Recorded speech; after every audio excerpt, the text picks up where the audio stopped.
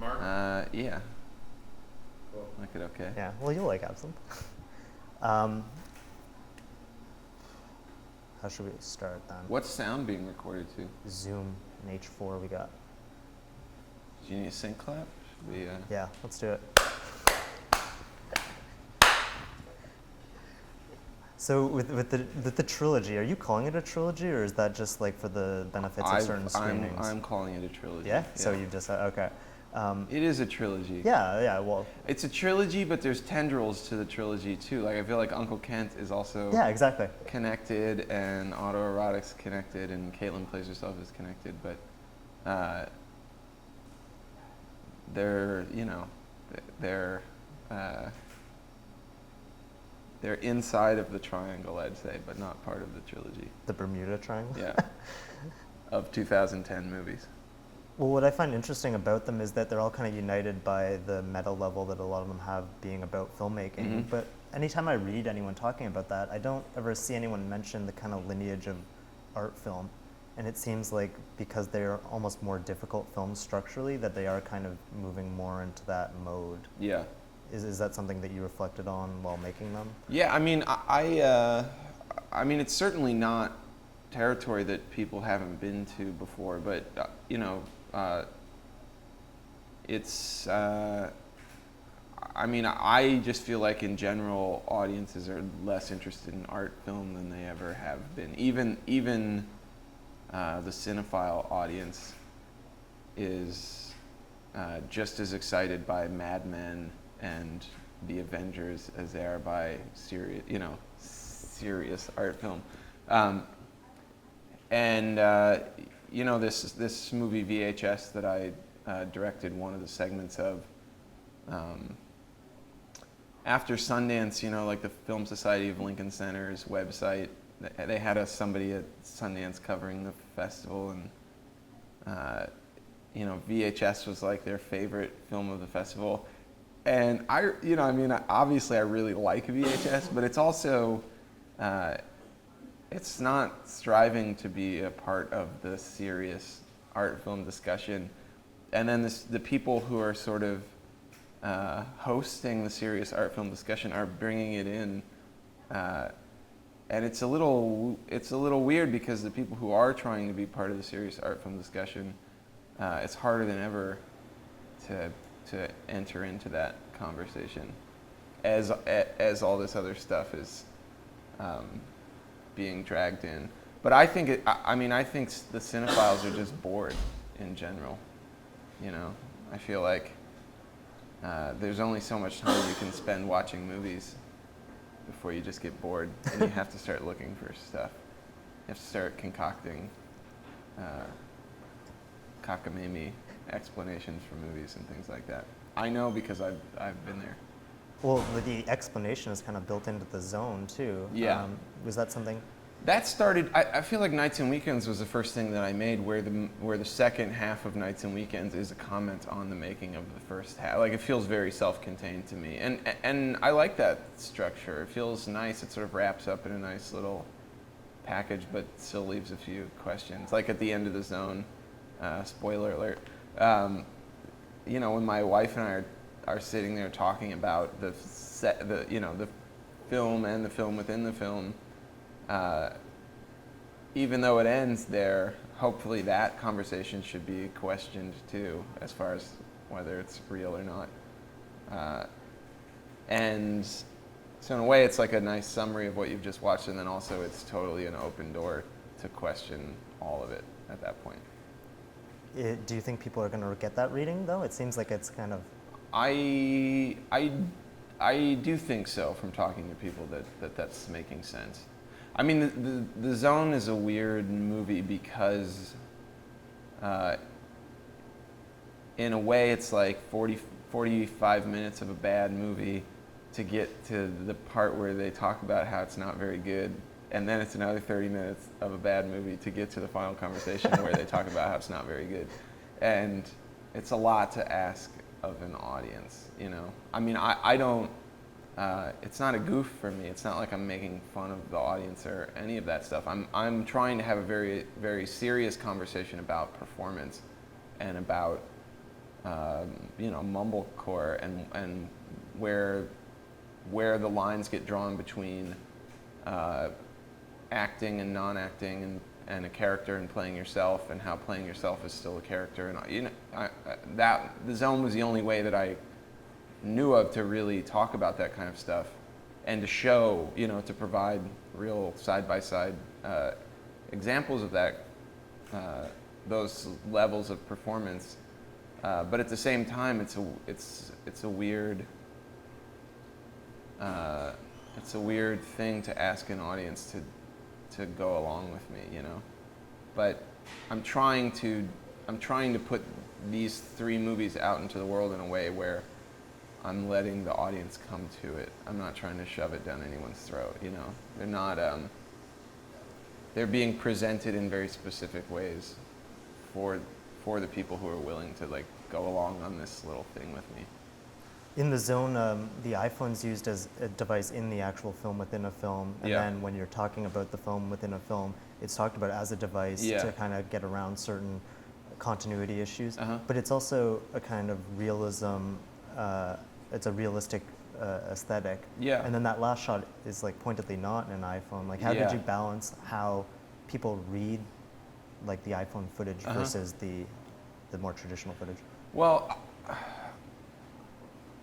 I mean, the 7D, for me, the zone was the first thing that I shot in, on the 7D, and I mean, it's just as much a novelty as the iPhone, I thought. I mean, it was nice to mirror those two aesthetics, and I think we're kind of living in a time where everybody's super media literate. Even non-filmmaker, non-media people still have a really good radar for reality and fiction. And because of YouTube and web video and amateur pornography and all these kind of things, we've all gotten very used to watching a certain kind of reality, a way that we feel like reality looks, real reality, not reality TV reality. And so I'm constantly trying to bring the movies into that space, and have them be little time capsules of these aesthetics, which are coming and going really quickly now, at a much faster rate than they used to. So with each new movie, whatever the thing, like Uncle Kent, I didn't make very long ago. I shot it in around this time in 2010, so only 2 years ago. But at the time, it was the flip cam. Now it's the iPhone, and it's only 2 years later, and I feel like 2 years from now it'll be some other cool new device that people are using that hooks over your ear and has a little camera, whatever it is. I'm gonna keep bringing this stuff into the work and keep having the movies look like whatever right now looks like. It's interesting though, because you'll be watching the film in a theater or maybe Netflix or whatever. It's not always how people say watch amateur pornography or their friends' party photos on Facebook. Yeah. How does that? But it still contextualizes reality for people. I feel like, even though it's not on a laptop in a little YouTube window, it's still. I still think it sends up those flags that this is real. What you're watching now is real, and what you were watching before was fake. And it's nice to use the aesthetic of realism to do fake stuff, real stuff that turns out to be fake stuff. Well, I think it still always has that frame that you've mediated it as. It's almost like a paradox. The more real you get, and the more you use these devices, the more the audience is aware that you are choosing to do them. Hopefully. So it's almost like, and this is something I've noticed in all of your work, is that on the one hand you could always say that it's supernatural, like the improvisation, the lack of bells and whistles aesthetically, but that's almost also. You mean super space natural, right? Not supernatural. Yeah. Well, it could be heading in that direction, right? But it it also, that has an experimental quality because the way we're geared to watch like verisimilitude in cinema is Yeah. a very kind of fake procedure. Yeah, So this yeah. is almost more jarring Right. to a spectator. Would you? Right. Is that something that you've considered? Yeah, I mean, I don't. I don't have any interest in tricking or lulling anybody into forgetting that they're watching a movie. Sometimes I do. There have been films that I've made where I don't want that awareness to be a big part of the watching experience, but most of the time I do, and so I'm not ever making decisions based on drawing people in. Most of the decisions I'm making are based on throwing up big flags like pay attention to this, it's fake, or pay attention to this, it's supposed to be real, or perform, conversations about performance or anything.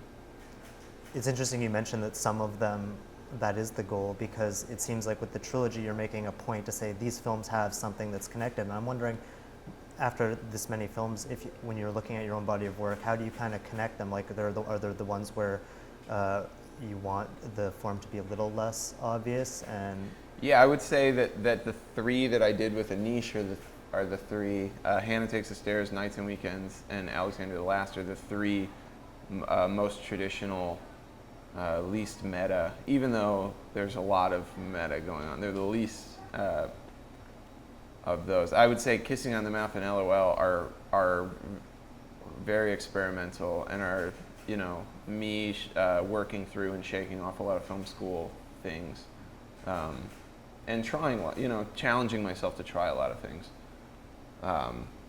And now I'm probably, now that I've made these Silver Bullets, Art History, and The Zone, I'm going back to more traditional modes of storytelling, because I kind of worked that out of my system now. I'll probably go through these kinds of cycles, where I'll make a couple just kind of straightforward movies, and then I'll make a few movies about the experience of making those movies, and then I'll just keep repeating that. And Autoerotic is kind of like, I don't know, it's like a Twilight Zone film. It's Yeah. kind of like an omnibus, but Yeah, you've done every part. Right. How is the structure of that conceived? I was just Adam Wingard made this movie called What Fun We Were Having, which is 4 short stories, and he cast me in one of them. And when I saw, just being on his set, and sort of seeing the way he was doing those, I just thought, man, it's such a great idea. It's such a great excuse to work with a lot of actors you like. It's a great way to tell stories that aren't quite feature-length stories, tell just a few of them at once. And so, I just called him and said, like, let's just do it again. And hopefully we'll do another, I think we both had a really good time making that movie. And it's interesting because there's kind of an intertext with all of your films, because you do use you use a lot of actors repeatedly, but Yeah. almost in like stretches, like there's always a thread that keeps it going. Yeah. That's like, that's probably, that just came naturally to me, but it's also like something that Altman did and a lot of other filmmakers that you'll sort of see somebody pop up in a small role in one movie, then they'll have a big role in the next, then they'll have a small role in the next, and then you won't see them for a few movies, and then they'll sort of pop up again. That's also just the way, when we're shooting something, the conversations are always geared towards what the next thing is. So it's natural that some of the people from the one movie end up in the next one just because they were around while it was being conceived. So I start to imagine them in those roles, They're not isolated productions. They're very free-flowing from one into the next. But there's also and sometimes they're happening simultaneously. Sometimes I actually am shooting them both at the same time. Oh, really? Yeah. Like with Autoerotic, the reason Ty West and Amy Seimetz and Kate Shield were in Chicago was to finish Silver Bullets. And then I was like, well, we should just make another movie while you guys are all here. And then that sort of became Autoerotic. So that's a Roger Corman trick that I learned from him, which is like, shoot the one movie, and then if you have a few days left over, quickly make a second one. there's this compulsion to read the use of those actors though, and it's probably because of the format you use, but a lot of times critics will see it as like the actual making of the film is being laid bare a little more because, and there's almost this desire to read the true relationship between you and the individuals in the story. Right. Is that difficult to like kind of tread that water? It's a little annoying. I mean, I guess it's to be expected just because the movies are already so small and some of them are so autobiographical that I think it's easy to then assume that all of them are autobiographical. And I'm wondering actually how long it'll take and how far away I'll have to get from those movies before they can just be approached as like movies, you know, not as documents of relationships or anything like that. I don't, something like Nights and Weekends was very specifically about Greta and I's friendship and working relationship and whatever else, but something like Alexander the Last wasn't at all for me about Jess and I or Amy and I's or Barlow and I's working relation, you know, but it's tricky because those movies came out a year apart from each other. So when Nights and Weekend shows and then Greta and I do a Q&A and talk about how specifically it was about that, I think it makes sense for people then to watch Alexander the Last and think, okay, well then how is this also about that? Even though it's not at all, or wasn't intentionally for me. So is that maybe how certain films have a co-directing credit? Like, is that? Yeah. Well, Nights and Weekends ended up being that. That just felt the most right to me because, you know, there was just usually thank you. Thank you. There was usually just Greta and I, and then a camera person and a sound person. You know, so like at the end of a take, she and I had to rely on each other for performance critique. You know, and to get some kind of sense of how that scene went and what the next scene would be like. And so we really were directing each other, you know, sort of relying on each other in that way. But with something like Autoerotic, like that was always meant to be me and Adam co-directing. And really he you know, he wrote some of the segments and was more in charge of directing some, and I was more in charge of directing others. So that was more like a true co-direction thing. Do you think with those... Nobody directed Nights and Weekends. We just experienced it. With the new films, though, do you think that now people will feel like they have an understanding of your process, or they're going to assume I hope they not. know? Yeah. I hope not. Those movies are spoofs of the process, you know? Hopefully The Zone, if you've watched Silver Bullets and art history and felt like you had a window into the process, hopefully The Zone is the key to discovering that you didn't, that shouldn't be trusted. I mean, art history specifically was like my embodiment of all the worst things that had been said about my movies and about the way that I work, you know, and it was fun for me to play that guy, to play the director who is making the like worst example of a mumblecore movie, you know, this kind of aimless, plotless, sex-filled kind of stupid relationship thing.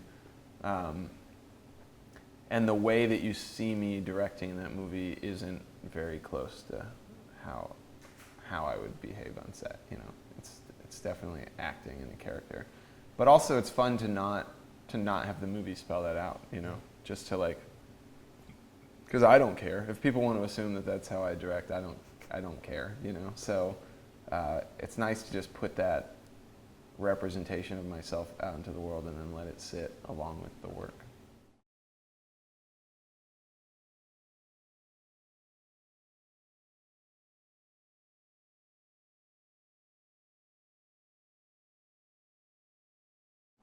I wanted to ask you about the title of art history because, and this maybe dovetails with what you just said, but I assumed that it was kind of a riff on how mumblecore as a descriptor is so kind of ridiculously basic, the way that kind of the French New Wave was, in the sense that if you look at any of those all of those films side by side, you wouldn't say like, oh, they all share anything, because they Yeah. really don't. Yeah.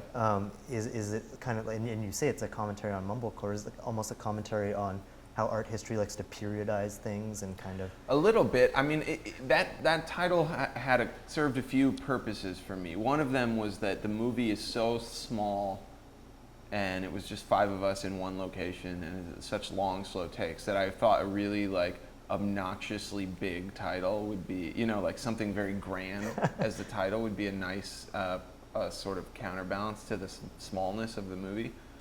Also, it's my own personal art history. You know, I mean, in a way, even though the character that I play in art history is very much a character, and the film he's making and the way his set is run isn't quite how I would run my actual sets, the dynamics are very autobiographical. You know, the movie's not, the film within a film is a bit of a spoof, but the film itself is not at all. These kind of intimate situations and the way that my character feels as a director, it's sort of simultaneously happy and excited about the chemistry that he's creating between his actors, and also intensely jealous of the experience that they're getting to have versus the experience he's having. That is historically the experience that I've had. So art history also felt like a nice personal title, like my art history, but I wouldn't want to call the movie my art history.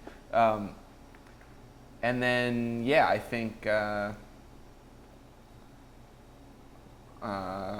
what you were saying too is definitely factored in. There's also a period where I was just meeting a lot of people who were majoring in art history, and I was just curious about that. I was like, how come everybody I'm meeting is an art history major? So well, those 2 words were floating around in my head a lot.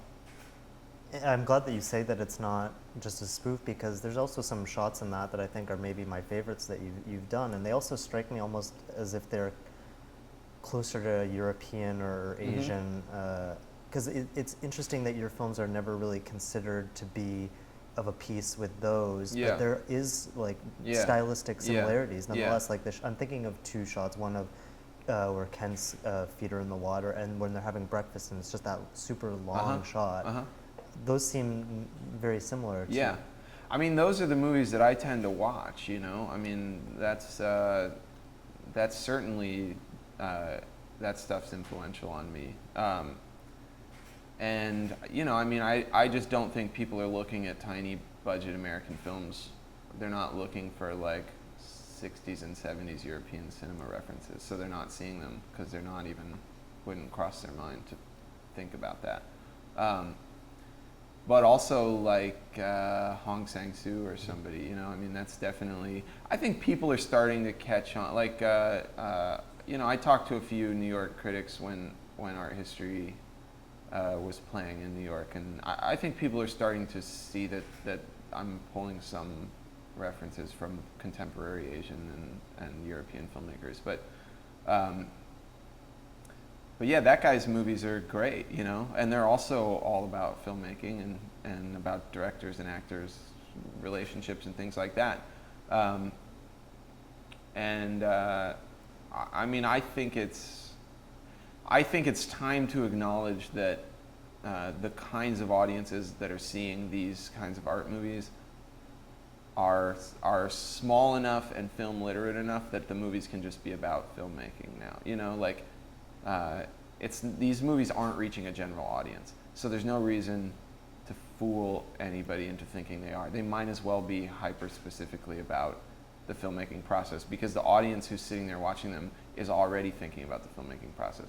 Most of the people who are watching, most of the New York cinephiles who are showing up to watch a Hong Sang-soo film already have either met him or read a lot of interviews with him. They know about his filmmaking process, and they're watching the movie on 2 layers. They're watching the film, and then they're also in their head thinking about the production of the film. So it makes sense that the film is also about the production of the film, you know? Yeah, it reminded me of Simon Lang as well. Like, but that maybe also is a good point to cross over into depictions of sex too, because he's also got this kind of long. Psy or Hong? Psy. where there's also that element of representing, like if you're dealing with representing reality and how we look at reality, then also acknowledging that you have to represent sex as well. And I was wondering if you could, I mean, this is a question that comes up a lot for you, but I don't think I've ever read anything where you talk about your representations of sex in relation to what you've seen or your own viewership. Well, I mean, initially with Kissing on the Mouth, it came out, I mean, most of that movie was born out of frustration of not seeing any kind of realistic depictions of sex. Like getting to a point where I'd gotten out of film school where I just realized like I was not seeing my life in other movies, you know. Nobody was doing a good job. MTV wasn't doing a good job representing young people. Cinema wasn't doing a good job representing young people. Like I just wasn't seeing stuff. And I think that, you know, Bujalski and the Duplass's and Aaron Katz and a lot of other people were similarly frustrated at the same time that I was and starting to make work about that, you know. But none of those guys are dealing with sex. And like Bujalski and Katz's movies are almost like asexual, right? though I think Katz's definitely are. Bujalski's are occasionally digging into that area. Like Mutual Appreciation is definitely scratching at the surface of that stuff. And Beeswax has a really cool sex scene in it, you know. So, but in a way, like I'm trying to steal a lot of this imagery back from pornography, you know. Like I don't think it belongs to pornography, and we've let it go there, you know, to the point where when you show an erect penis now, that's all anybody can think about, and it's a shame, you know. I think that historically the naked body has belonged to the fine art world, and then just in the last like 40 years, the mass media took it away from that realm, and now there are a lot of other factors and considerations as well, like the internet. Like actors now, they just know if they take their clothes off in a movie, those pictures are going to end up on the internet, which makes people a lot less willing to do that, you know, to be sort of adventurous and to use their bodies as a tool that they have. So it's a tricky time to be trying to make films with realistic depictions of sex and sexuality. It's also, you know, distributors don't want to touch those movies, and audiences don't seem to want to go sit in a theater and watch them with other people. You know, they've learned to feel comfortable watching sex at home on their computer, not in a movie theater. Is that something you consider when you look into the distribution for each new film, like what strategy you're going to use? I mean, with something like Art History, where the movie opens with a sex scene and a condom being put on a penis and stuff, you just know right from the get-go that, you know, the Sony Pictures Classics isn't going to buy that movie and put it in 1,000 theaters.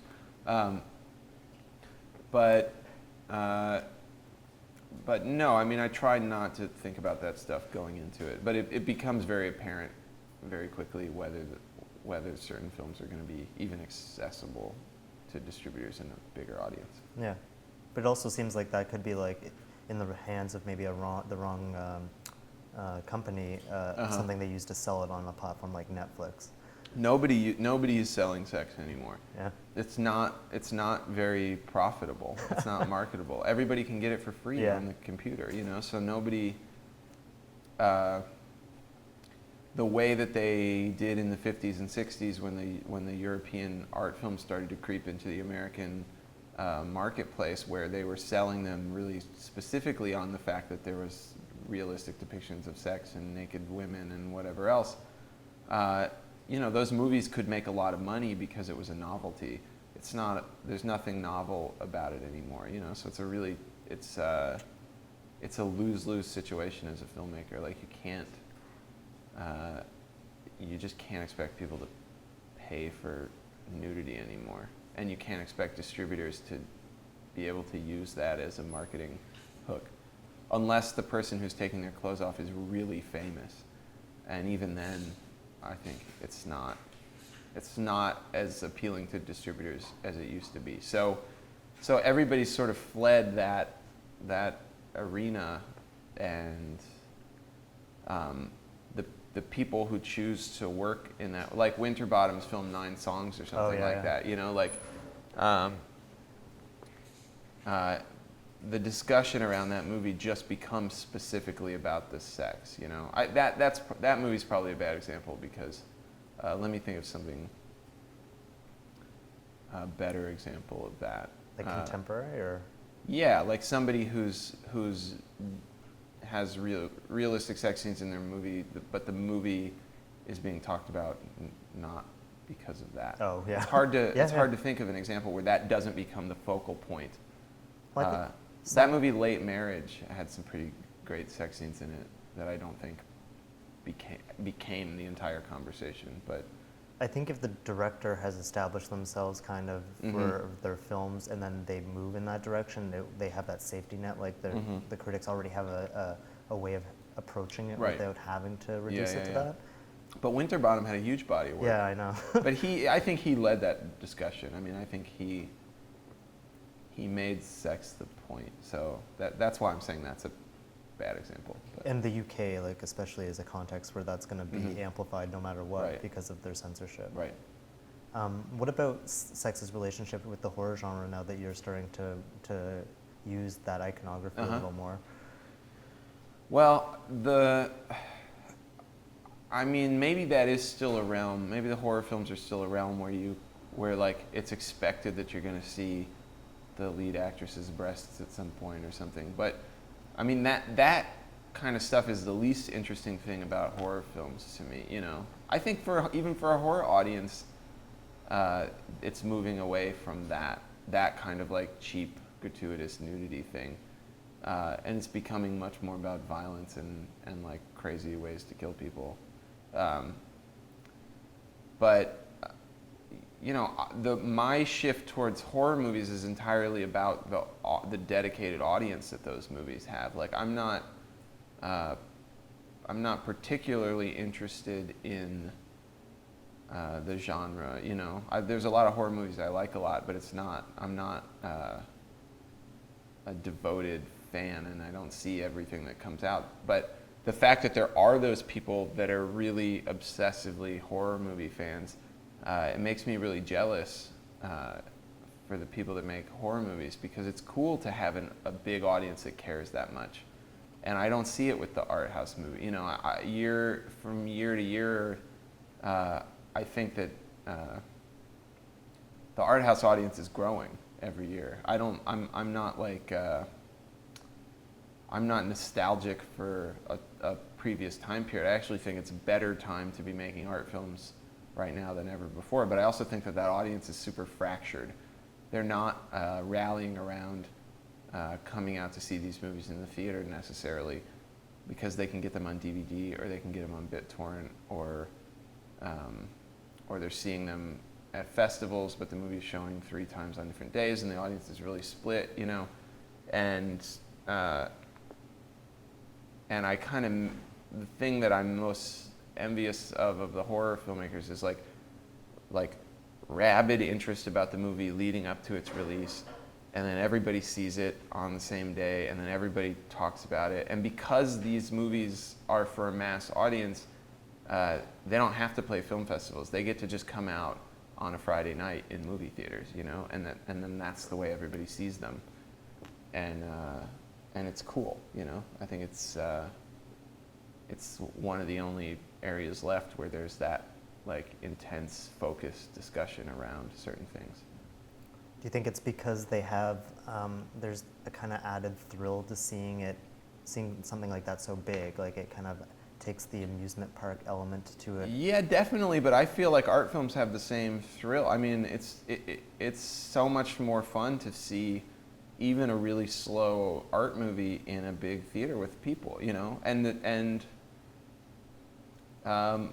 the really good movies are dramatic and also funny and also whatever else, and all those laughs are amplified and all the drama's amplified when you're in a room watching it on a really big screen. So it's true that horror movies have a little bit more of that thrill ride aspect to them, but I don't think art films don't have that aspect, you know.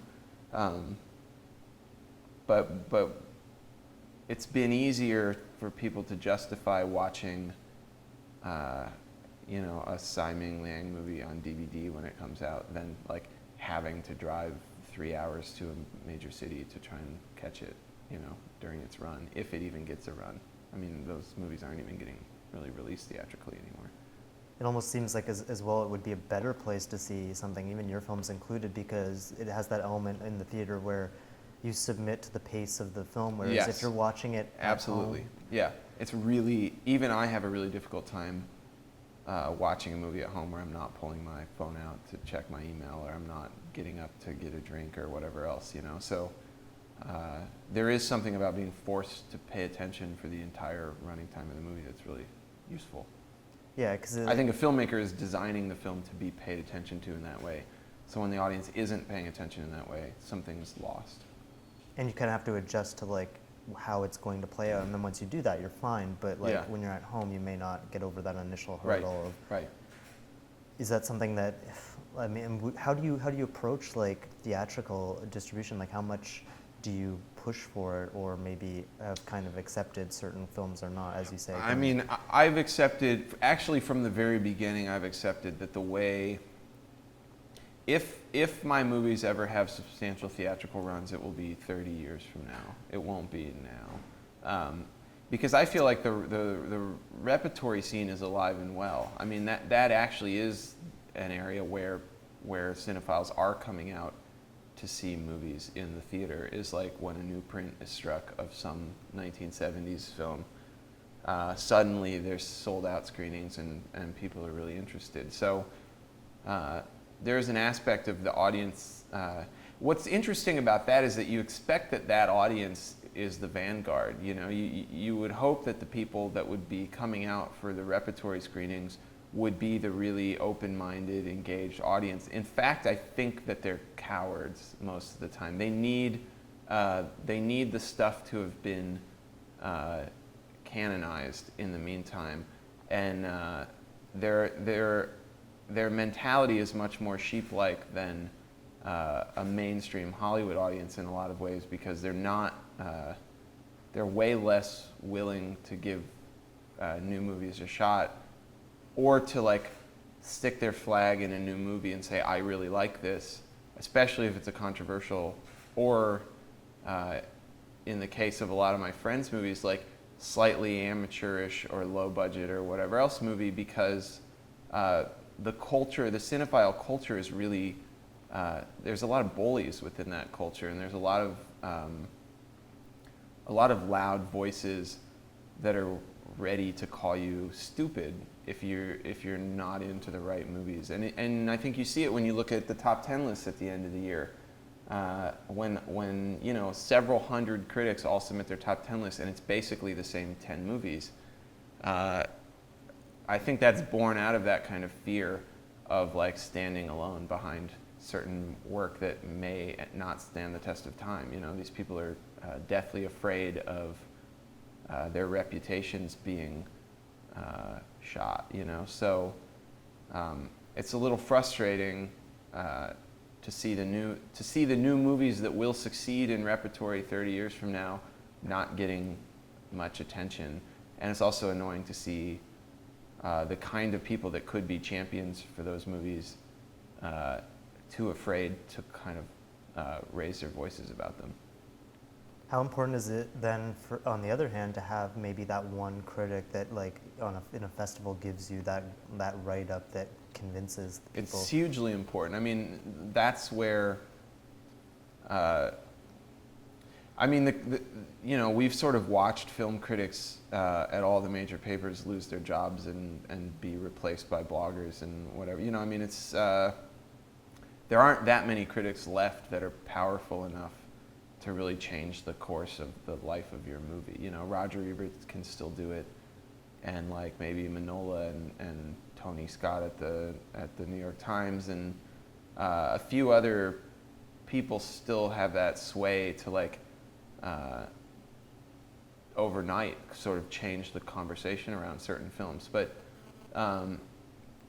But for the most part, I think these critics have realized that the only real impact they can have on the small movies is to hurt them, not to help them. So like, if you're a second string or third string critic at one of these papers and you write a really bad review of a movie, you can definitely kill its chances of finding an audience. But if you write a really great review of a movie, you're not necessarily going to sell that many more tickets when it opens, you know? So the kind of power dynamic has shifted in that sense. But it's certainly great to have champions for the movies, you know. Like for me, like Richard Brody at the New Yorker has really been a champion in a true sense of the word. You know, I mean, he has gone out of his way to help my work find an audience, you know, and for no real gain on his end other than he likes the work and wants to support it. And it's not just me; it's several like small American filmmakers that he's really banged the drum for several years now, and that is hugely helpful. You know, that really has not only has it helped the work, my work and other people's work find an audience, but it's also within that kind of like groupthink world of film critics, he's helped change the way my movies are perceived by a lot of people, you know, because the people who wouldn't stand up for my work by themselves might stand up for it alongside Brody or alongside certain other, you know, more influential critics. So to have somebody like that as a champion has a lot of benefits that are not visible right away, but I think will be visible 5 years from now or something, as he kind of helps change the conversation around the mumblecore movies, for lack of a better word. It's funny that you mentioned that, though, because I think that was the issue at the start, at least in my understanding. It seems like your films didn't have that art critic or art film critic support early on. And I think a lot of it had to do with the associations that were made as far as what is mumblecore, and then kind of reading too much into that. Yeah. I mean, I think...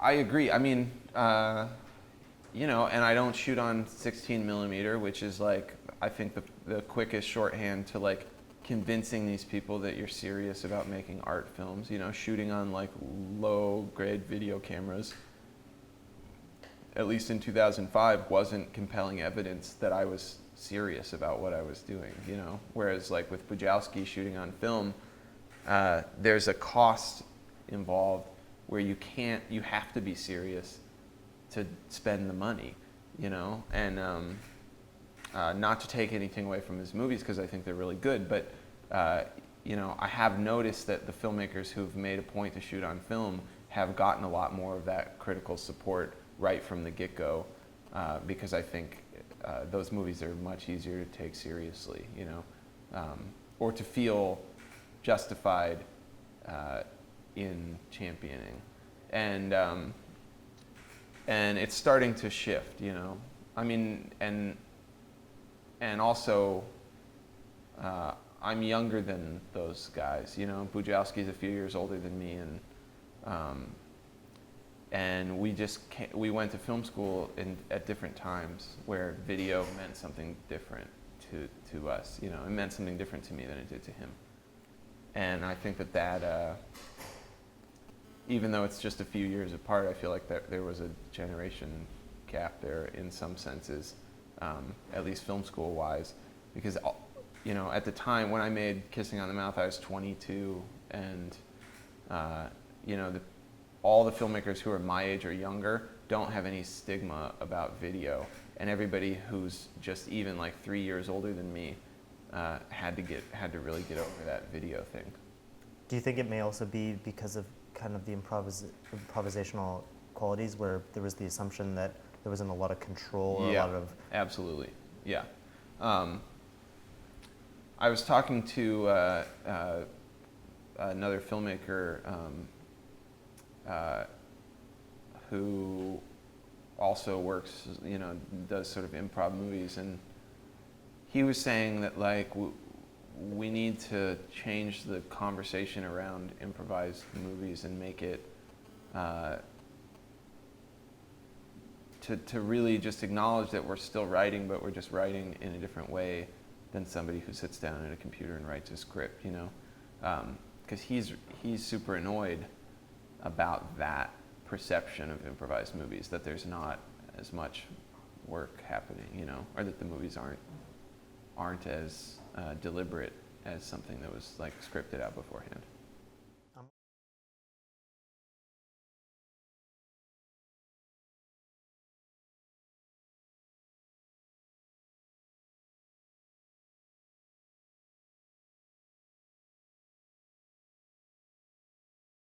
I'm wondering if like the rise of kind of improvisational comedy and how accepted that's becoming may also contribute to a greater acceptance, or not acceptance, acknowledgement that there is a more at play. Yeah, I think so, but it's going to be slow to trickle over. I mean, it's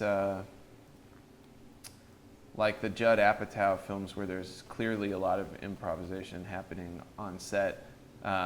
Those aren't, I don't think it's a one-to-one easy correlation to look at those movies and an appreciation of those movies and then directly apply it to something like art history or whatever, you know. So, but yeah, it all helps. I mean, it's all just educating an audience about how we define talent and also how we define vision, you know, and why improvisation is just one part of a complicated toolkit that a filmmaker can use, you know. How have you noticed the subscription series you've got going for the home video release of your latest films? It's been incredible. I mean, it's the first time that I've ever really been in control of how the work is presented, you know, and what kind of accompanies it. And I actually think in some sense that kind of stuff does matter, you know. I mean, that kind of presentation can teach somebody how to watch the movies or how to kind of think about them as a trilogy or whatever else. So it's been really cool, and Matt Grady at Factory 25 is just somebody who really cares about that stuff. That was always the thing that was missing for me of why I didn't do more self-distribution earlier on, is because I'm not obsessive about it, and it's not my passion, you know, but it is Matt's passion. He's really smart and has great taste and is just really good at coming up with cool ways to package these movies. And so working with him has just been such a treat because he's helping me put this box together in a really great way, you know, where I just feel really good about the movies being out there like that. It reminds me almost of like the Criterion Collection, or even in music like Numero Group or something like that, where there's like a kind of consistent design that acts as the first thing people see, and if it seems like that's controlled and very specific, that the film is also, it gives it leeway because you almost already trust the decisions that are being made. Yeah, totally. I mean, until the work has been around for long enough that there's an implicit trust, I think, yeah, it really helps to do the legwork early on, you know, to let an audience know that you're putting some thought into these decisions. So with your career moving in kind of cycles, do you have an idea of what the next cycle is? Well, yeah. I mean, I have an idea of what it could be, but I mean, I'm going to try and do some bigger movies, you know, some slightly bigger budgets and work with some recognizable actors. And but the thing about that is that those movies are harder to make. You know, I mean, historically, I've just been able to call my friends, and if everybody was free, we would just make the movie. And at the slightly bigger budget level and with the bigger names involved, it's going to be harder to do that. It's probably going to take a few tries to get something going, you know. So I'm starting those balls rolling. And then in the smaller movies that I'm doing right now, I'm moving away from the kind of self-analysis that was happening in this trilogy, and I'm enjoying telling stories about other people for a change, you know. So that would be closer to, say, Alexander? Yeah, well, probably closer, I would say, to Hannah Takes the Stairs or something, where I'm a documentarian, you know, observing somebody else's life, you know. The films are still autobiographical, but they're autobiographical to the actors, not to me. Whereas Alexander the Last, I felt like, was still investigating my own process, using actors to investigate my own process. I'm going back to investigating the actors' lives. It seemed like there were certain aesthetic shifts that you've had, and I'm wondering if those will continue. Like, I find maybe it's Autoerotic that's the most like this, but you have licensed music. There's like, it seems like the camera's moving in a more tracking manner. Is that, or how do you approach the kind of techniques you use aesthetically? A lot of that depends on who I'm working with and what tools we have access to on any given project. Like with Autoerotic, we were working with Chris Hillicky, who, you know, brought a bigger camera package and dolly track and all that kind of stuff. So it was very easy and fluid on a tiny budget to still sort of incorporate all of that stuff. And then this movie that I'm finishing up right now called All the Light in the Sky. It's something that I'm doing that Jane Addams is starring in. I had nothing, you know, I was doing everything myself, so it's all locked in. And so it really just, project by project, I approach each one aesthetically as its own sort of thing. There's not a lot of continuity for me from one to the next in that regard. How much influence do your collaborators on from the camera perspective, like your DPs occasionally when you have them? Yeah. How does that influence those? I let them, you know, I work with them the same way I work with the actors. I give them a ton of freedom, you know. I've brought them into the process because I already trust them and like what they do. So I'm not a micromanager in that sense. You know, I'm really happy to just find somebody talented and then use their talents, you know. It's interesting though, because the reception is going to always be eventually to you. So even when they're making those decisions, it's almost as if like people are going to read like, oh, Joe's doing something interesting on this one. Yeah. But it may actually be the influence of the DP. Is that true? Absolutely. Or the influence of the actor on the writing process or whatever else it is. Yeah, I mean that's one of the kind of fucked up things about the way movies are read is the auteur theory has kind of caused everybody to focus all of the creative energy on the director when it's in my experience often not the case. Or that the director is like 1/3 of the creativity behind a certain project or something. But nobody knows how to talk about that, and also directors aren't very willing to give up that credit, you know, because it feels nice to be the brains behind the operation, or at least to get credit as being the brains behind the operation. So I've always tried to be very generous with crediting the actors as writers on the movie, or you know, giving the cinematographers credit for the visual look or whatever else. But even when I try and do that, there's still a sense of like that I'm the one that's influencing all these factors. I would say, you know, certainly as the editor of my own films, I'm making all the final decisions about what's in or not in the movie. But beyond that, yeah, I think there needs to be a reevaluation of who gets credit, or we just need to stop being worried about credit and just take each individual movie on its own terms. But you were just saying, like, you watched a bunch of my movies in a row. You know, whatever consistencies you saw from one to the next, that's probably my influence, you know. And then outside of that, that's probably other people's. The inconsistencies are probably other people's. Well, even with the auteur theory, there's also the possibility for, like, you know, your blue period, right? Like if you were Picasso, right? Like you could see kind of like when certain techniques, like in the early films, I noticed that there are a lot of moments where there's a lack of synchronicity between the audio and the visual. Right. And that kind of holds true for a few films. Yeah, and then I stopped doing it. Yeah, totally.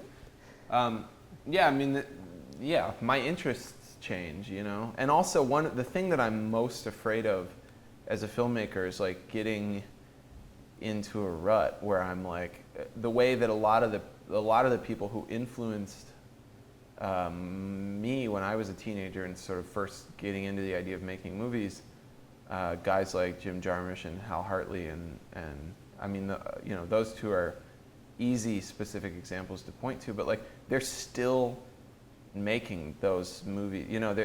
Their vision is so unique and so specific that like at this point I'm totally uninterested in what they're doing as filmmakers. It's become parody of itself for me. So I don't take anything away from them. I think they're both like brilliant, but also I'm just not along for the ride anymore. Whatever thing they're doing, they lost me as a viewer along the way, which is fine. They certainly shouldn't care whether I like their movies or not. But I really don't want to be still making the same kinds of movies 20 years from now. It's really important for me to keep challenging myself to evolve and try different things and get better at making different kinds of movies. Do you think though that may, to play devil's advocate, like lose the trajectory of kind of like honing something until like you get it down to its, I guess it's a breadth versus depth, like. Yeah, and also to what end? Like that's the thing. That's actually where the major shift with Silver Bullets happened. From like the visual look from Alexander the Last to Silver Bullets, I think is a really hard left turn into something else. And it's because when we started shooting Silver Bullets, I was just holding the camera, looking at the viewfinder, and I was just getting really bored on the set of my own movie. I was finding that I was framing up shots the same way, I was covering scenes the same way, and I just thought, like, what's the point of getting better? Incrementally, like from the first movie to the fifth movie, there's like big steps between each one, but those steps are going to get more and more less visible, even if I'm getting better as a filmmaker, even if I'm honing my skills at doing a specific thing. It's going to stop looking like advancement, and it's going to start looking like repetition. And I don't have much interest in making the perfect movie. I'm not obsessive in that way. I'm not. I don't have one goal that I'm trying to reach. So I'm happy to spend the next 30 years getting okay at a broad variety of things. And then who knows, maybe, I'm in this for the long haul. I'm expecting that I'll still be making movies if I'm alive in my 70s and 80s and 90s, So maybe then, as I near the end of my life, I'll get more interested in mastering certain things. But for right now, I'm just happy to learn, to be a student constantly and just have it all be practice. That's a really interesting perspective, because it makes me wonder if, coming from that perspective, you've tried a bunch of different things, if that allows for you to consider like maybe this film was the one where everything came together the most. Like, do you have that kind of detachment when you look at your own work? Well, I certainly, a few of them stand out to me. LOL, I still think we managed to capture a lot of things. I think we made an honest investigation into technology and masculinity at a certain point in time. So I'm still really fond of that movie. And Nights and Weekends, I think, is we did a particularly good job of letting our guard down and allowing the movie into our lives, which was painful at the time, but I'm happy we did it. I don't know if Greta's happy we did it, but I'm certainly proud of the finished movie, and the painful experience feels worthwhile to me at this point, looking back on it. And then this trilogy of movies is sort of the next thing that I feel especially close to. Uncle Kent, I really love.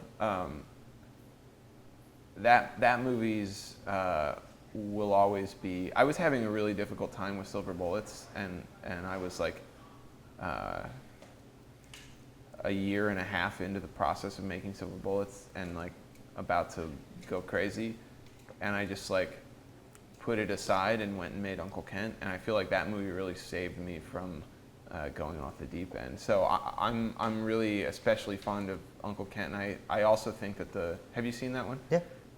The last 30 minutes of Uncle Kent, I think, are the best, some of the best filmmaking that I've done. Maybe the best. What moment would you start? Starting with them going on Craigslist and Okay. finding the girl, Yeah. all through the end of the film, and especially that sequence with Josephine, with the three of them.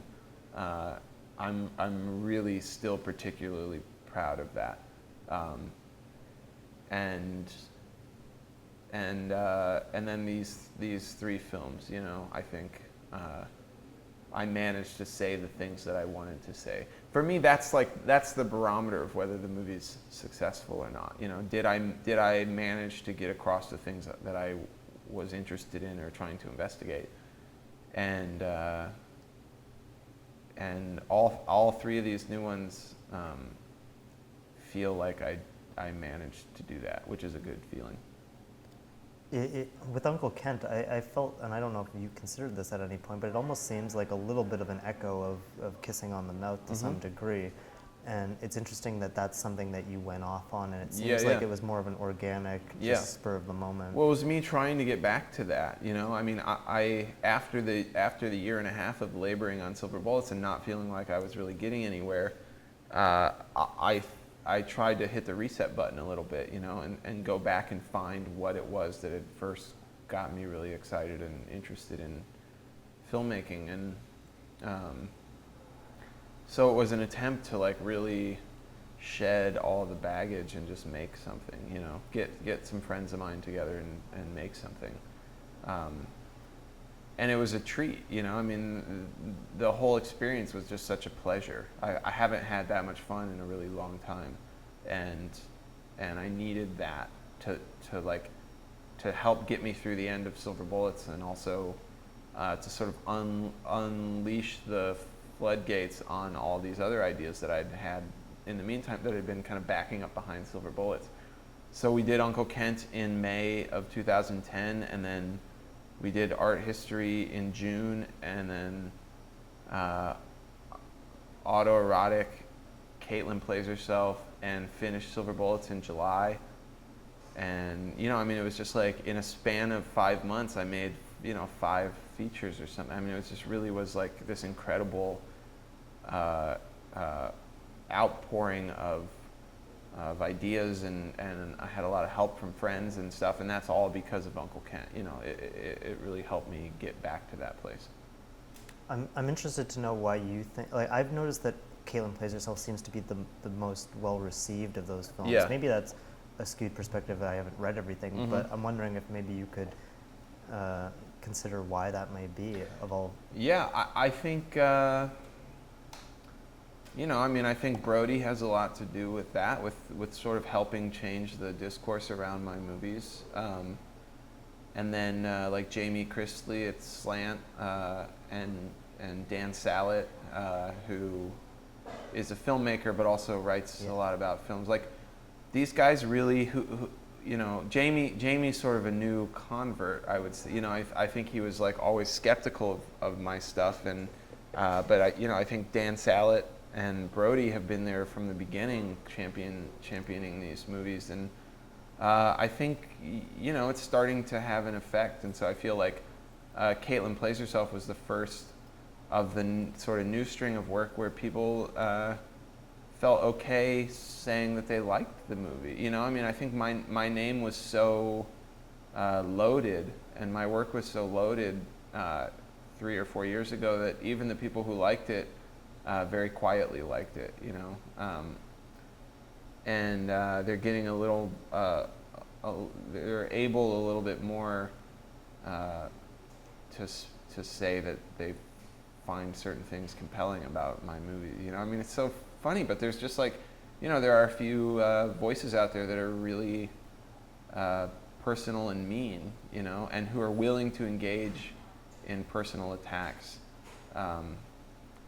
against people that like my work, you know, and it's all very silly, you know. I've really disconnected from that side of things. Like, I used to up through Hannah Takes the Stairs, like I used to read every review and really look for that kind of stuff.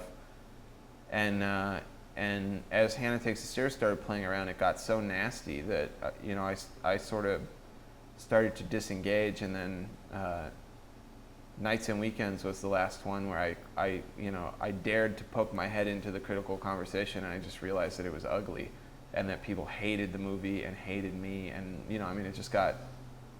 It seemed really bad, and so I just completely unplugged, and I just haven't read anything since then, But it's difficult to avoid, even though I don't read anything anymore. It gets sent to me, or people tell me about. It's hard for me to not know that certain people like certain things and other people didn't like other things, because I'll just go to a film festival and somebody will just come up to me and be like, isn't it great that so and so wrote this nice review, or like, oh, can you believe that they said this about you, and so I found that I can't avoid it, but I don't have to go looking for it anymore. I don't need to be tuned into it in order to be aware of what's being said or who's talking about the stuff. And then like with somebody like Jamie, I just met, like he came and interviewed me when Caitlin Plays Herself was playing in New York, and so I'm sort of becoming aware of who out there is kind of into my stuff or getting into my stuff. It's funny that you mentioned Slant, because like I don't want to like reduce them, because it's always different writers in my experience. Yeah. But they were like strongly opposed for so long. And you say that your name is loaded, but I think it's mumblecore. Yeah. And I think that it's a term that had an expiration date, and now that that's kind of expired, Yeah. people can come to your name as opposed to mumblecore. Right. Though somebody like Bujalski's always been, because he makes good movies, but he's always been. The critics have always liked his stuff, I feel like, and so he sort of managed to escape the mumblecore ghetto in a sense, but yeah, absolutely. And there was a period of time, like somebody like Adam Wingard's a really good example of a filmmaker who had absolutely nothing to do with mumblecore, who got dragged into the mumblecore ghetto just because of his affiliation with me. Like just by casting me in some of his movies, suddenly he was like mumble gore or whatever else, and it's just like, really? Like, I feel like, that I'm like walking around with like stink lines coming off of me, and anybody who gets close enough, like, starts to smell bad or something. So in a way, it's like when friends of mine like want to cast me in something, or that, like Kentucker had me shoot Open 5, and all these other things. It's like I warn these people, like, I'm just telling you, if you involve me at all in this movie, you will be mumblecore. You will be pulled into mumblecore whether you like it or not. And then there's like all these on Facebook. I've seen like these diagrams of like people and interconnectedness and stuff. So it's like other people end up getting dragged in also via like affiliations with other people. The nice thing about it, I think, is that the community, the filmmaking community that I'm part of, has always been really broad, and it's encompassed a lot of different kinds of filmmakers, like horror filmmakers and documentary filmmakers and people from the fine art world, and these people have been my friends, for almost a decade now, and it's nice to see that the work, the cross-pollination of the work is starting to be visible in a way that it didn't used to be visible, so that somebody like Ty West, who's been really a close friend of mine for a long time, it's only in the last year or two that there's actually work that shows that we know each other, and that we've been bouncing ideas off of each other and whatever else. So like the people who really like his movies, who would like shit all over my stuff, I think it's harder for them to do that now, because they're like, oh, actually, like, Ty West watched an early cut of Nights and Weekends and gave me feedback. Like for anybody who's like, I love Ty West and Joe Swanberg's an idiot, it's harder to then go back and say like, oh, well, I love Ty West and he's actually like advising on this project. Like, it's not as the worlds aren't as separate as people I think have thought that they have been. and the same is true of a lot of artists in all, filmmaking and other artists out there, who we've all been bouncing ideas off of each other for a long time now, and it's cool. The mumblecore, the idea of mumblecore being like these 5 or 6 specific like white middle class filmmakers, I think is starting to fall apart.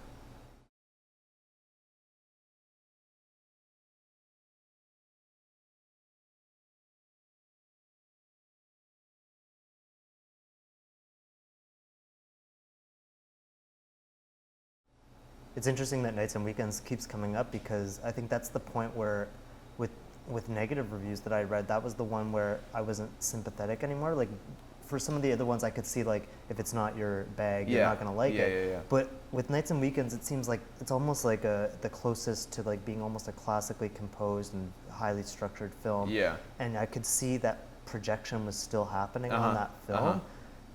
But it does seem like it is like, I don't know, like it's a very solidly constructed film, and the one of that early stage that really kind of broke through. Yeah. I'm wondering if maybe we could just talk about that film really closely Sure. for my own interest. Yeah, sure.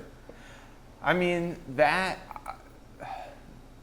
whole experience of Nights and Weekends was really painful, like, it was a tough movie to make, and after the ease of Hannah Takes the Stairs and the sort of just like pure pleasure of like living with everybody for a month in Chicago and making Hannah, to dive into something like Nights and Weekends, which was so painful and exposed, was like it was the first time that I wasn't having fun making a movie. And we shot a lot of stuff a few months after Hannah, so we made Hannah Takes the Stairs from like mid-July to mid-August of 2006, and then we shot Nights and Weekends in November, the end of November, beginning of December of that same year. So, the Hannah experience was still fresh in Greta and I's mind, and suddenly, just because of a lot of complicated interpersonal dynamics, like shooting Nights and Weekends was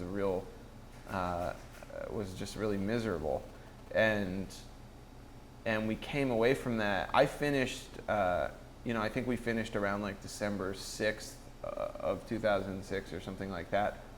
I flew home from New York with the hard drive, and I didn't even dare look at footage until April of the following year. That hard drive just sat on my desk as this ominous, terrible thing containing footage that I didn't even want to touch or look at. And in order to sort of like fully realize where I was at that place, like Hannah Takes the Stairs, had been rejected by Sundance, and we didn't know what was going to happen to it, so we were just really, it looked as if what felt to me like a really fertile creative relationship looked like it had just washed up, like basically Hannah Takes the Stairs wasn't going to go anywhere. Nights and Weekends was a miserable experience, and what I thought, what I assumed Greta would be like an intense collaborator for the rest of my life, it now looked like we weren't even ever going to talk to each other again, so, and then Hannah Takes the Stairs premiered at South by Southwest and just got a ton of attention, like caught us all really off guard, like got a ton of attention. And as Hannah Takes the Stairs started its sort of festival run, I just brought the hard drive with me on the road. So Greta and I were editing Nights and Weekends city by city as we were traveling around with Hannah Takes the Stairs. And then in the summer of 2007, when the IFC Center did their mumblecore series, we had a feature-length cut of Nights and Weekends that was just stuff from the first year, and we showed it to people. We showed it to Aaron Katz. We showed it to some other friends of ours, and everybody looked at it and said, "It's a really difficult, tough movie. There's like cool stuff here, but it's a really hard movie to watch." And the night of the premiere, the night of the New York premiere of Hannah Takes the Stairs, I remember we watched the movie, we did the Q&A, and then we were going across the street to a bar to get drinks, and Greta and Anisha and I just stood on the sidewalk, and Greta was like, I think we need to shoot more stuff. And I was like, that is the last thing in the world. Like, I so badly want to be done with this movie. Like, I really don't want to shoot more stuff. And she was like, I think we need, I just don't think it's done. I think we need to shoot more. And so Anish and Dia Sokol and Greta and I all got on the phone and sort of brainstormed some ideas of like what, would we shoot more stuff from the first, would we just sort of flesh out the stuff we had already shot? And I think we were just like, we can't do it that way. It needs to be, if we're going to shoot more stuff, the story needs to continue. We can't fill in what's already there. So it ended up, that was in August that conversation happened, and it really wasn't until December that we got back together, and Matthias, who had shot the first half, wasn't available again. So Ben Kasolki, who I'd gotten to know in the meantime, came and shot the second half, and it was just Greta and Ben and I, I mean, we were doing the sound ourselves. It was just the three of us for like 5 days. And we had changed, like Greta and I were just different people. And it felt really interesting to make a movie about that change, about a relationship where, in the intensity of the relationship, it seems like that other person is the whole world. And then once you kind of distance yourself from that, suddenly they're barely even a character in your life, like when I call her at the beginning of the second half of Nights and Weekends, she's like surprised to even hear from me. That's how distant we'd grown, and that was true of Greta and I at the time too. I just wasn't.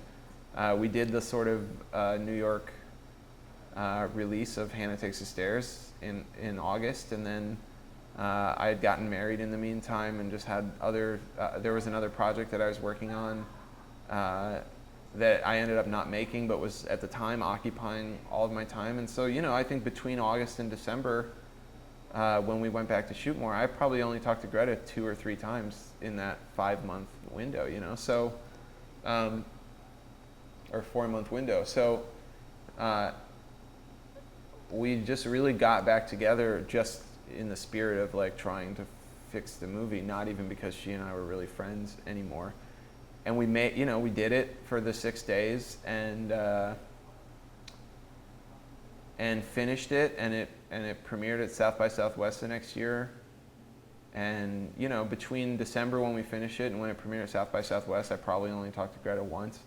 And then we did the Q&As at South by Southwest, and I probably only talked to her 2 or 3 times since then. I mean, it really was the end of that working relationship and that friendship, but I'm really proud of the movie because we got all that in there, and that final scene of Nights and Weekends where we're talking outside and saying goodbye, it was the last thing we ever shot. That was the last night of the shoot, and so it's cool. The movie feels very self-contained to me and feels very much like total from beginning to end encapsulation of the time that we spent making it, and also of the changes that happened. Because in the meantime, like we had both gone from being nobody to somebody, not much of somebody, but like that New York. That sort of mumblecore series that they did at the IFC Center, not much is coming out at the end of August. It's sort of the doldrums for movie stuff. So that series was kind of the thing people were talking about for the week leading up to it and the week after it. And so for those 2 weeks, we were, I was getting recognized on the subway, and weird things that that I never thought would be part of my experience as a filmmaker was kind of starting to happen to me. And by the time we shot that second half of Nights and Weekends, we were just really different people, and we were in really different places. Greta had gone and made Baghead in the meantime. Just a lot of doors were opening up for us to like start to think about actually being filmmakers for a living and like doing this full time.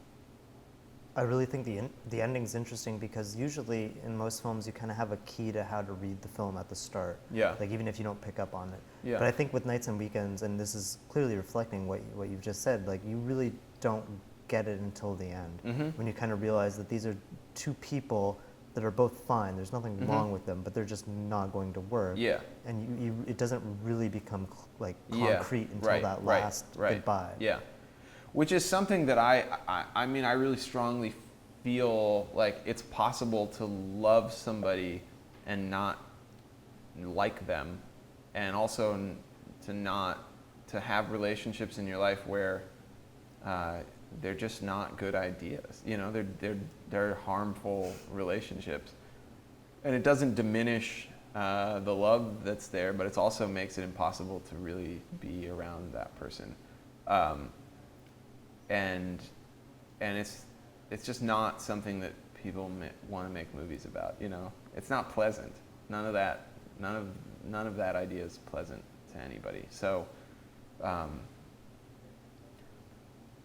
So it was nice to accidentally dive into that, to not know we were making a movie about that, and only discover at the end that we were making. Because if we had set out to make a movie about that, I think it would have been too difficult, too impossible to really. Or even too on the nose throughout. Yeah, right. right. Yeah, right.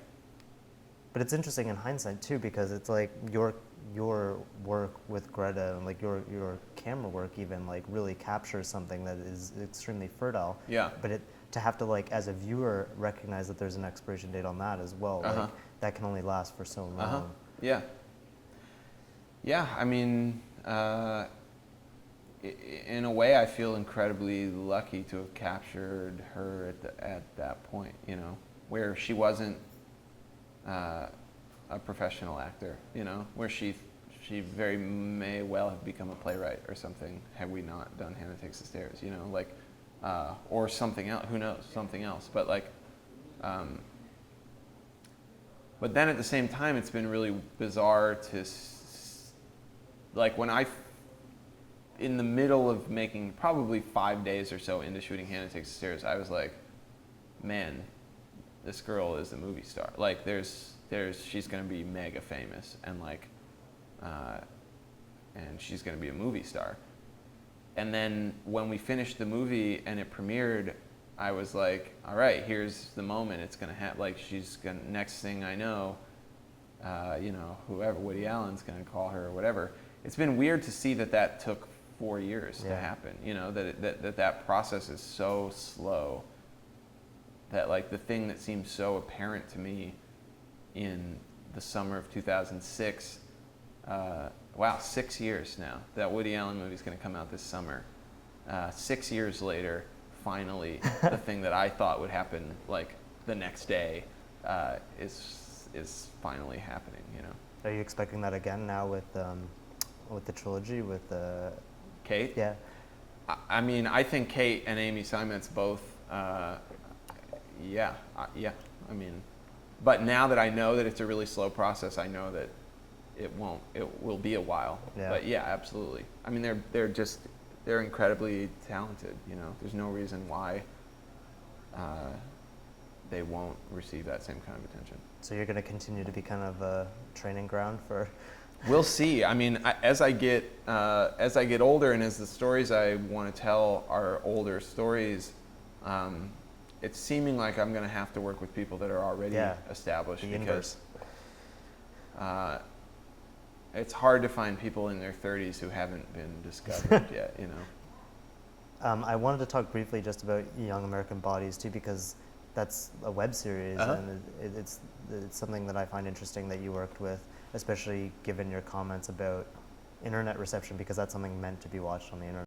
Yeah. I'm wondering, and it's also got seasons, right? Like it's episodic. I'm wondering how you change your approach for something like that.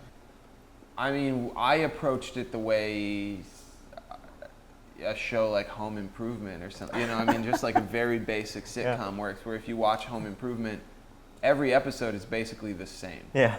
Not basically, every episode is How much the Home same. Improvement have you watched? I mean, as a kid, I watched all that stuff, you know, TGI Friday and all, you know, I mean, I really, I was a big consumer of media as a child, all media, you know, magazines, books, TV, like every mass media.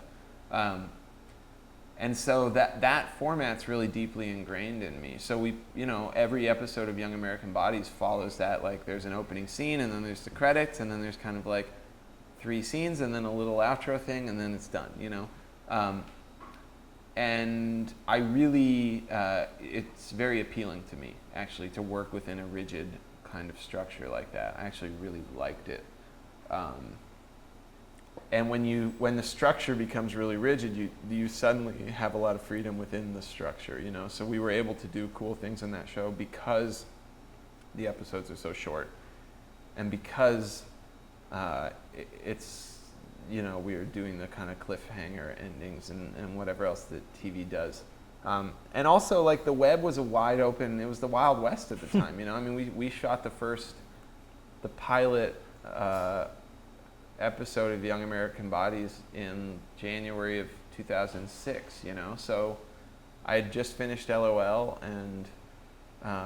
and it was really, I had all the freedom in the world to play around because people weren't making web shows then, you know, or there were a few, but I wasn't even really aware of them. And so, you know, it just got to be really fun to work with the same actors over the course of 4 years and tell a lot of different stories. And it also, that Young American Bodies actually did become the sort of testing ground for people. Like Greta, you know, before I cast her in Hannah Takes It Seriously, we shot the stuff for Young American Bodies, and Kent Osborne and several other people who became actors in my movies. Sort of, I started out working with on Young American, Frank Ross, and, you know, just a bunch of people who've become important collaborators for me. That was an easy way to do something with them first, just as a kind of trial. Are you interested in pursuing that further? I'm thinking kind of the episodic quality, Yeah. like the serialization. Yeah, definitely, but there's not money in it anymore. At the time there was, you know, I mean, we were so on the forefront of that stuff that Nerve and then IFC.com were really ready to take a risk and pay for a show like that. And they've all moved away from serialized web content. It's just nobody's doing it anymore. The web show bubble has burst. And there's no room on any kind of TV, Netflix, anything? Maybe. Yeah? Actually, yeah. Hulu and Netflix are starting to produce original content, but they don't want to do a show like Young American. Nobody wants to touch sex. I mean, nobody wants to deal with it now. So if I did a show for any of those people, it wouldn't be like Young American Bodies. It would be a much more standard kind of comedy or drama. So was it immediately after LOL? Because, like, there is the site Young American Bodies in LOL, and Greta's in LOL in photo form. Yeah, it was immediately after. I was still working on LOL a little bit when we shot the pilot. So I started shooting LOL in the summer of 2005, and then I was finishing it up in January of 2006 while I was shooting the pilot for Young American Bodies. I guess what I find interesting about it is that your films all have a kind of philosophy of the internet in them. And that's like the one place where you're actually full-on engaging with it. Yeah. And is that maybe Kevin's influence, like that kind of like internet philosophy? That's a big influence from Kevin. I mean, he making LOL with Kevin completely shifted the way that I thought about technology and the incorporation of technology into the movies. That was like a potential fork in the road for me. If I hadn't made LOL with Kevin, I think, you know, one of the early bad ideas that I had was like, for LOL was like, well, let's make all the technology out of cardboard or something like that so that it doesn't date itself, you know, so that it's more like the idea of technology, not actual technology. So like, we'll still have them using cell phones, but it'll just be a block of cardboard, and so that way it'll just always look silly, and 20 years from now people can still sort of engage with it. Kevin was like, you're totally wrong, because what will date the movie won't be the way a laptop looks. It will be the whole idea of walking up to a desk and sitting at a computer and using it. So whether the computer looks like a current computer or is a piece of cardboard, just the idea of somebody sitting down and using that computer will be the thing that dates it. And he was completely right. And so from that point forward, now I've been really specific about this technology. I make the movies knowing that the technology will be outdated soon, and that's part of the whole point, you know. So, and just in general, Kevin is I mean, he and I were high school friends. You know, we've known each other for forever. So, he's always just been a really important, influential voice in in my life and in the kind of creative decisions that I've made. And I've been lucky to be able to work with him a lot, you know, as he's changed too, and as his ideas have changed. All right. We're gonna cut right there. I wanted to like just go out.